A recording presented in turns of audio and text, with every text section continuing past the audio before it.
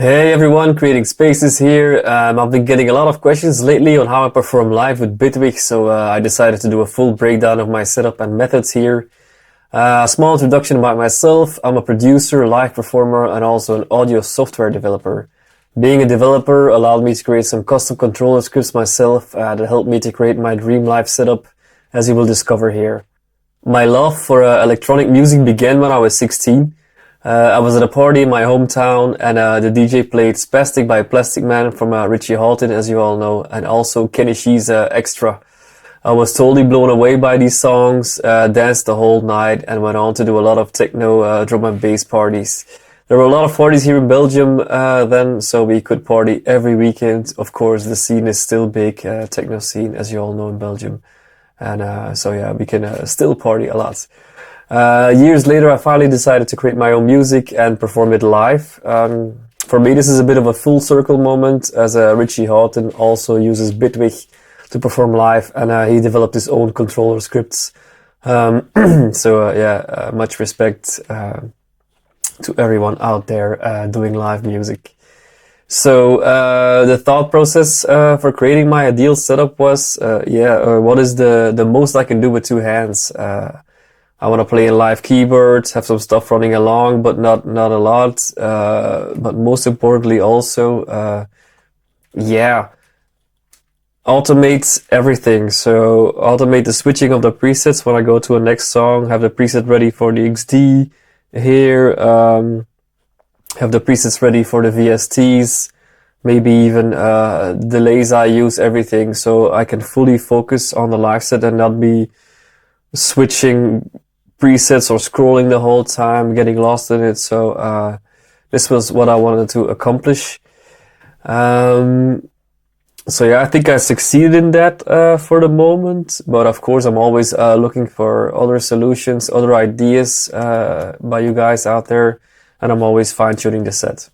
Okay, so this video is not intended to bash Ableton in any way. Still use it in the studio, but for live performances I fully switched over to Bitwig, which for me has some big advantages that I will point out.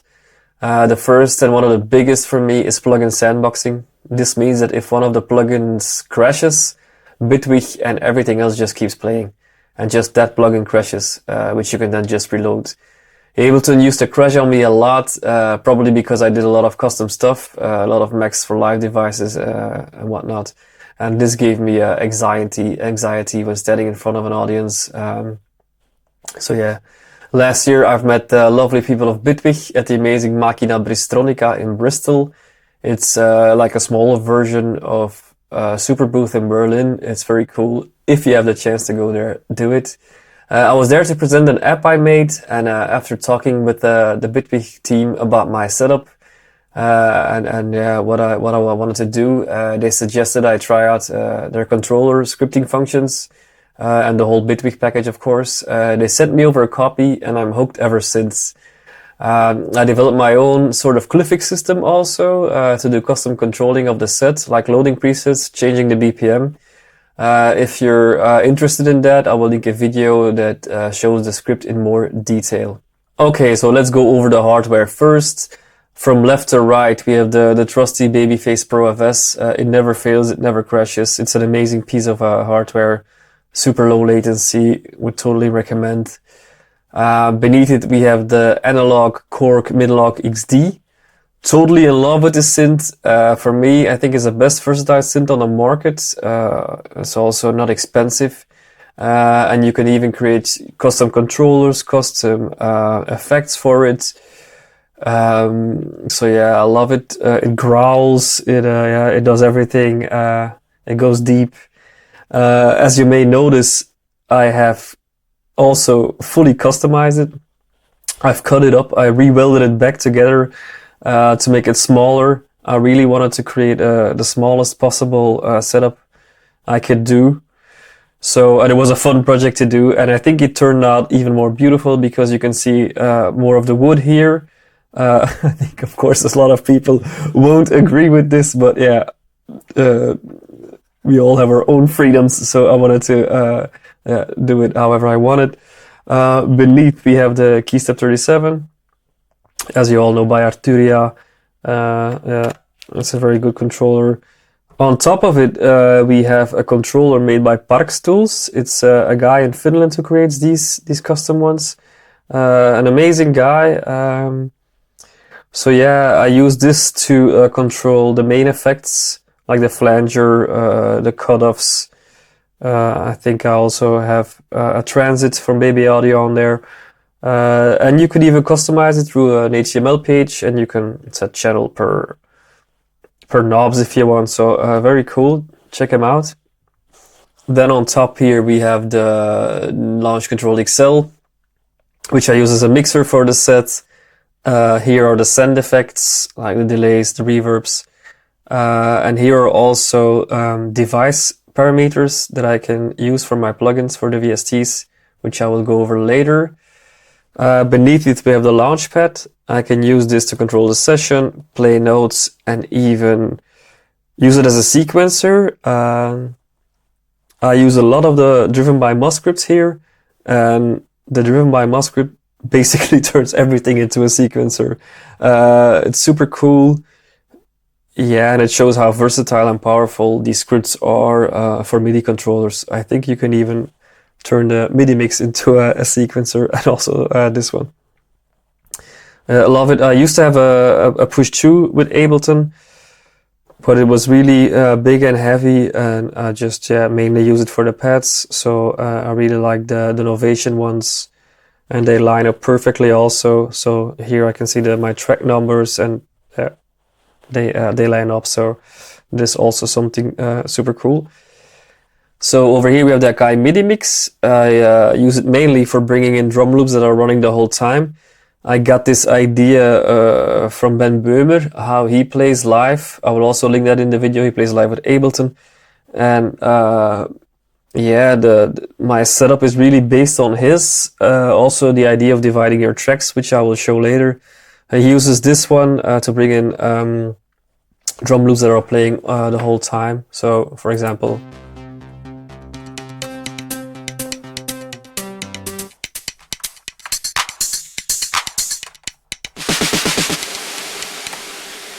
so this is very handy when you just wanna bring in so some extra loops, and you don't want to fiddle with your drum sequencer. You can just bring these in.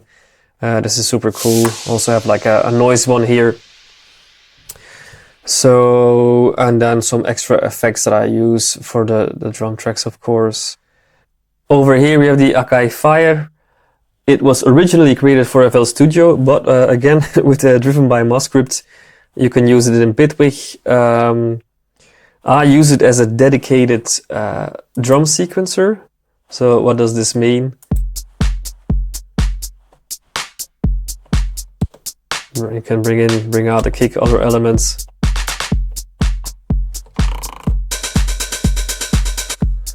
So yeah, like your regular drum sequencer, but you can use, of course, your Bitwig drum racks with it.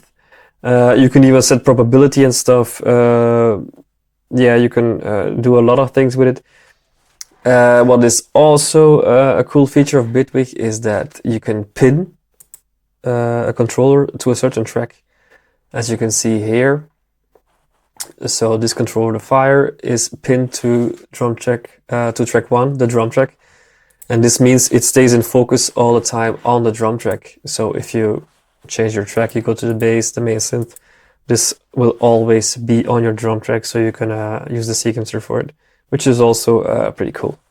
So this whole setup is in a custom case I had made by Thomann in Germany. It wasn't that expensive. It's actually a guitar pedal case, but then made bigger. And I fasten everything in here with these Scotch 3M fasteners. They're pretty amazing, actually. I use it for a lot of other stuff also. It stays in place. I just put on the lid, take it with me, and I'm good to go. I used to put everything in a bag, and then every time I come to a gig, I have to set up the whole cables. It takes a lot of time. It gives you stress. So this is for me the perfect solution. I just put the lid on, take it with me. It's protected, and yeah, it's pretty cool. Fun fact, I can also fit by accident two Technics 1200s in here for when we go out to DJ. So that's also cool. And this whole setup actually fits into a suitcase that I can take with me in the overhead storage of a plane. So that's why I really wanted to make the XD smaller, so I can fit everything in there.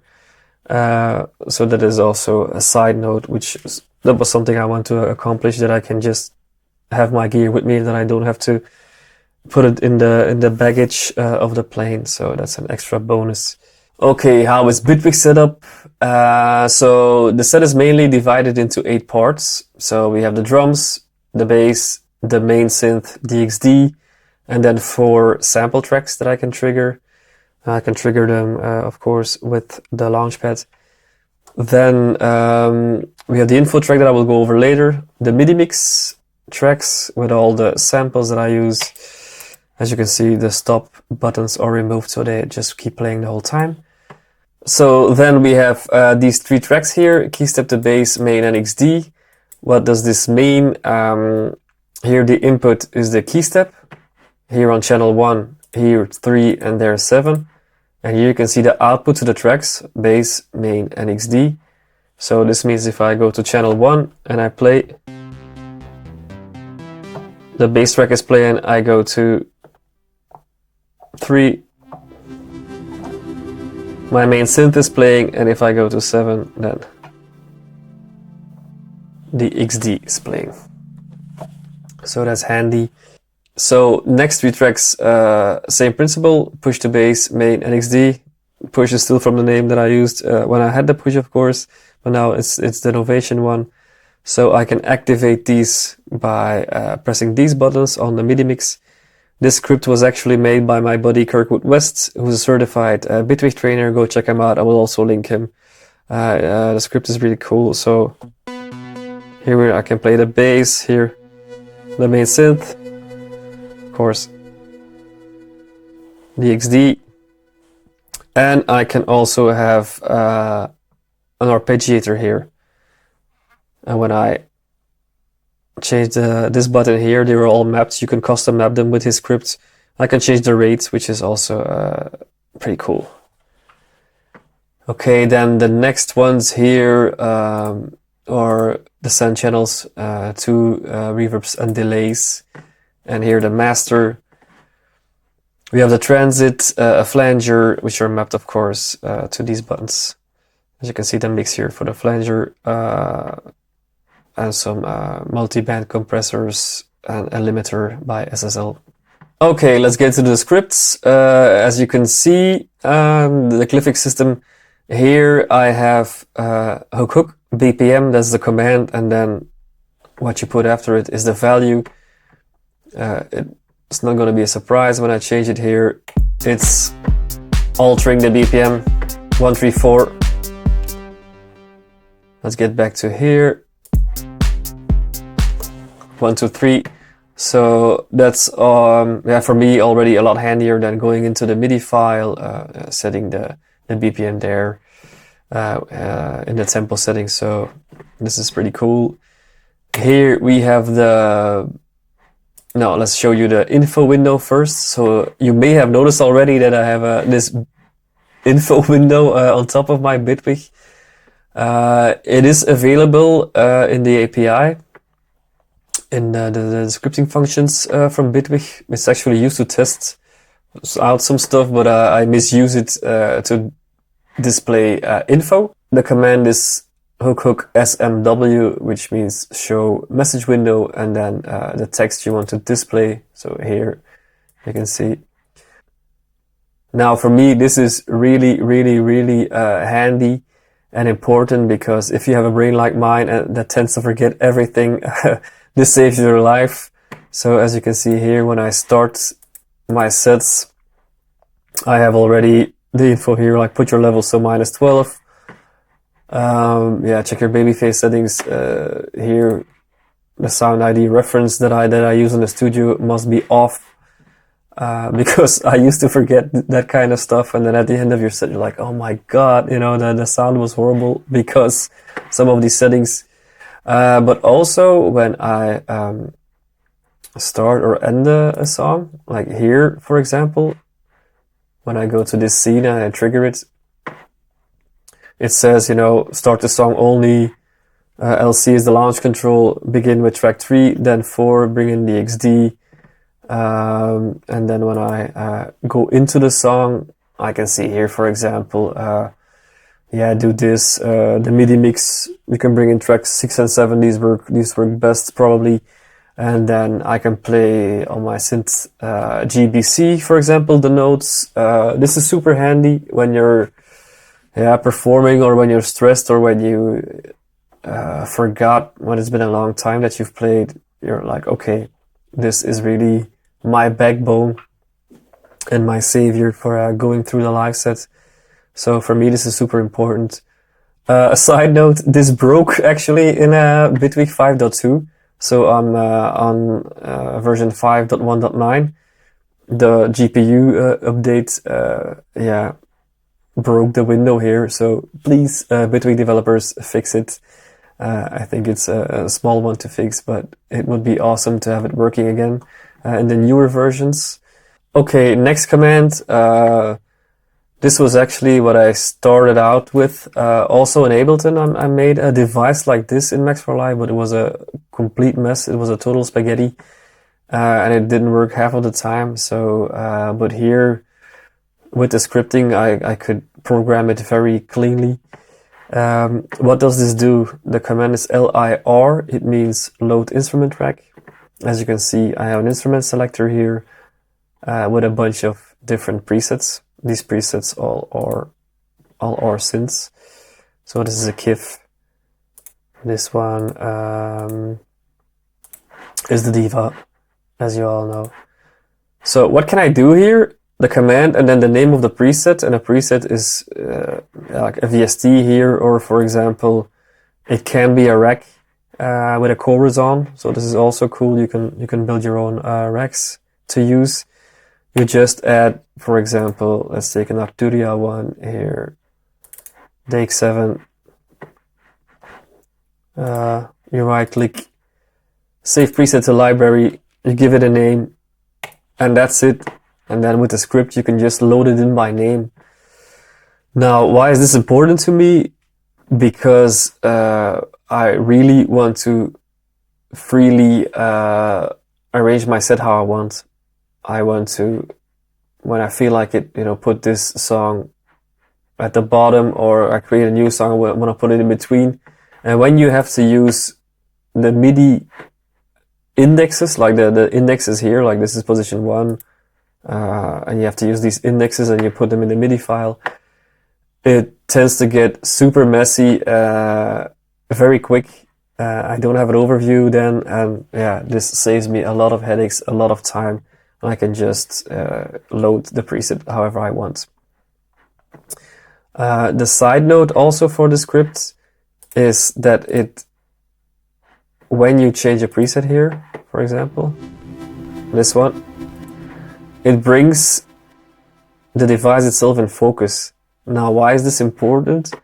This is important because I also use the driven by Moss script, and you have here then the device mode, and as you can see, I'll play it. You have access to all these parameters that you can set.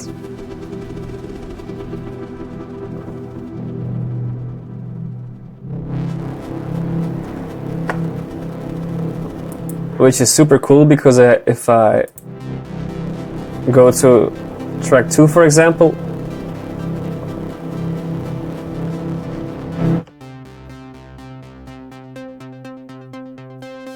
I also have the device parameters there for the instrument on that track.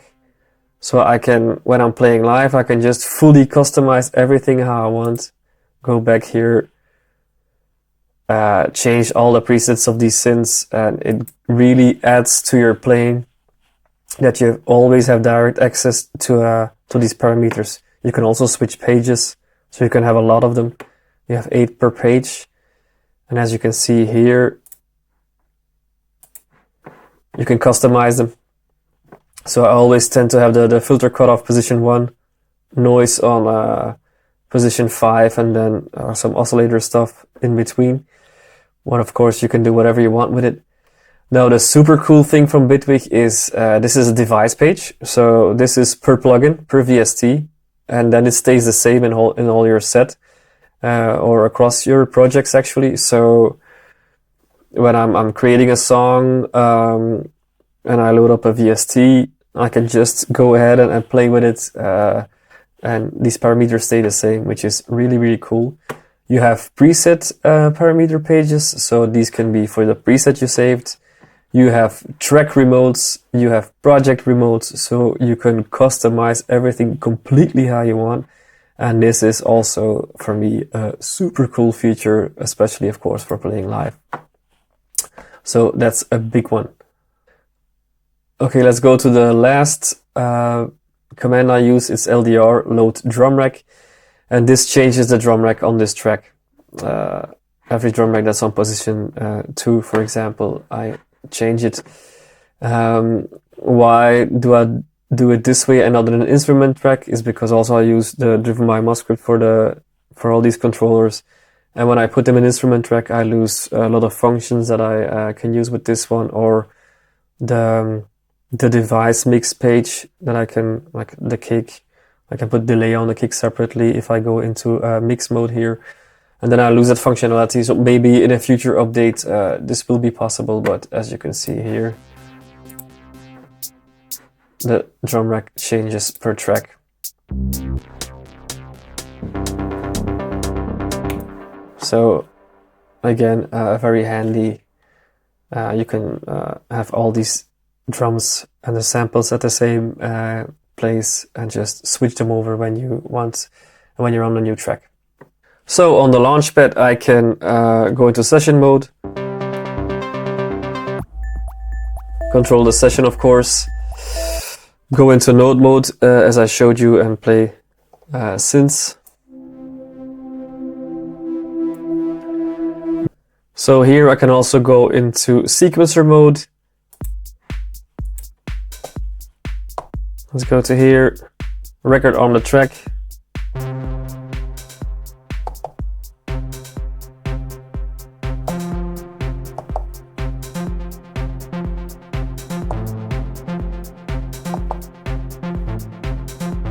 Just create a sequence on the fly, which is also, yeah,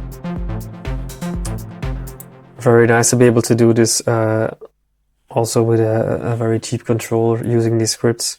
You can just yeah, go totally crazy if you want during your live set and do whatever you want. So let's do a small jam now to show you how I switch between 2 tracks. It's gonna be very sped up. If you want to check out my full live set, I will also link it below. This will give you a much better idea, of course. I'm just gonna run through it very fast here.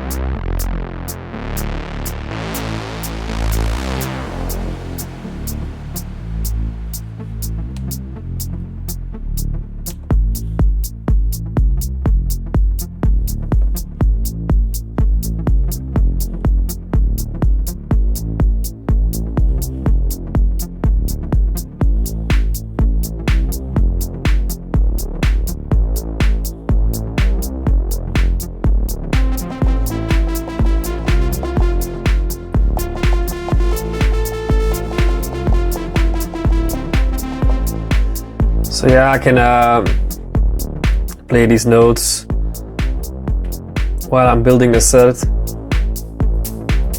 and bring in some samples here. Take away the bass. Even do like stuff like that.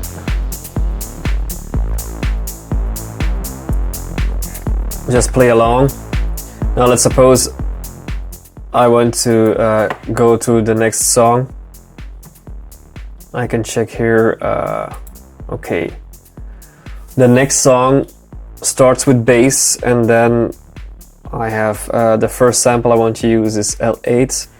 So let's bring out some elements, take out some elements from the song that's playing now, and yeah, let's go from there.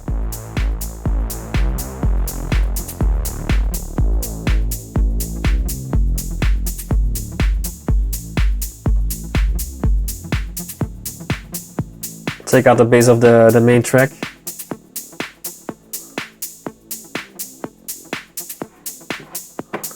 And then when I switch over, I'm gonna start with the bass here.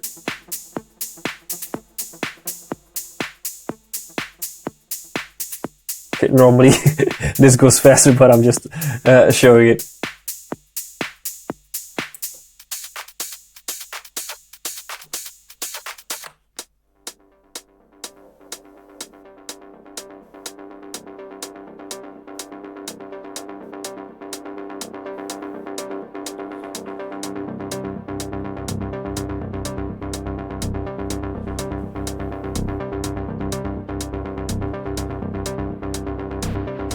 So the sample at position 8.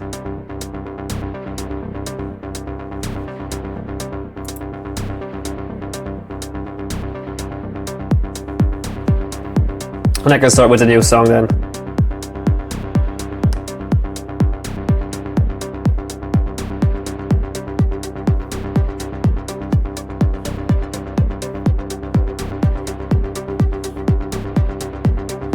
Play the synth here. Let's go to track 3, go into device mode.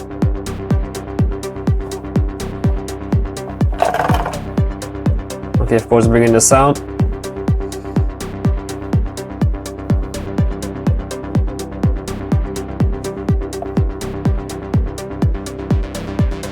As you can see here, the cutoff is mapped to the synth here.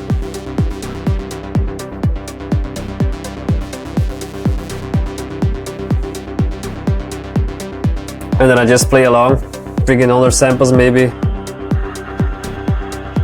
remove the kick, transit effect, I can do all these kind of effects.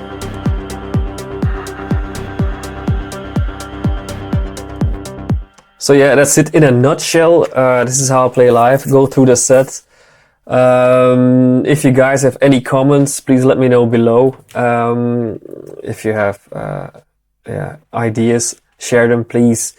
It's always good to know how other people play their live sets.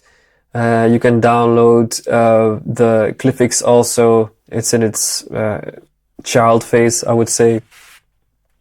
So I'm really hoping that we can build a community to expand on that, have more commands, and create a community to do more live electronic music. That would be great.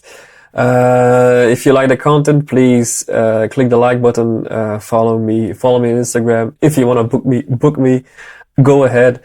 So thank you for watching. Have a great day and have fun making music. Bye.